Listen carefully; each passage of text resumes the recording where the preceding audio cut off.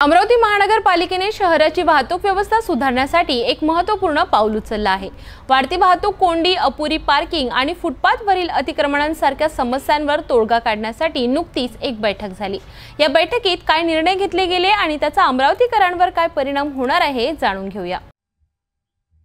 अमरावती शहरातील वाहतूक व्यवस्थेला शिस्त लावण्याकरिता आणि नागरी सुविधा अधिक चांगल्या करण्यासाठी अमरावती महानगरपालिका आयुक्त सौम्या शर्मा चांडक यांच्या अध्यक्षतेखाली नुकतीच एक बैठक पार पडली आहे। शहरात वाढत असलेली वाहतूक कोंडी, अपुऱ्या पार्किंग सुविधा आणि फुटपाथवरील अनधिकृत व्यवसायांमुळे नागरिकांना अनेक समस्यांना सामोरं जावं लागतंय। या समस्यांवर उपाय शोधण्यासाठी ही बैठक आयोजित करण्यात आली होती। या बैठकीत अनेक महत्त्वाचे निर्णय घेण्यात आले। शहरात नवीन पार्किंग झोन निश्चित करण्याचा निर्णय घेण्यात आला। सार्वजनिक बांधकाम विभाग आणि महानगरपालिकेच्या बांधकाम विभागाला ट्रॅफिक विभागाच्या सूचनेनुसार झेब्रा क्रॉसिंग आणि पार्किंग मार्किंगची कामं त्वरित करण्याचे निर्देश दिले गेले। यासोबतच शहरातील सर्व मंगल कार्यालय, हॉटेल्स आणि दवाखान्यांना त्यांच्या पार्किंग सुविधा तात्काळ सुरू करण्याचे स्पष्ट आदेश देण्यात आले। शहरातील जुन्या आणि अकार्यक्षम ट्रॅफिक सिग्नल यंत्रणेऐवजी आधुनिक आणि स्मार्ट सिग्नल बसवण्याचा निर्णयही या बैठकीत घेण्यात आला।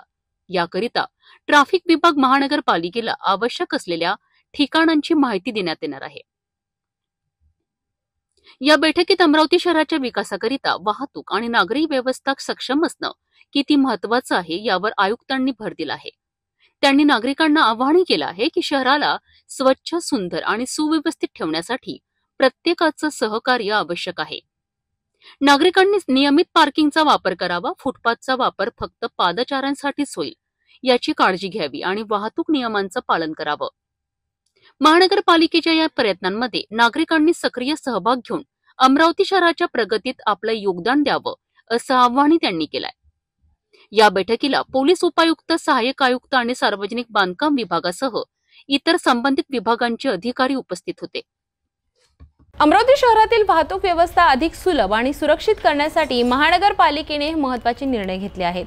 आता हे निर्णय प्रत्यक्षात कधी आणि कसे अंमलात येतात हे पाहणं महत्त्वाचं ठरेल। या बदलांमुळे अमरावतीकरांच्या रोजच्या जीवनात नक्कीच सकारात्मक बदल घडण्याची आशा आहे।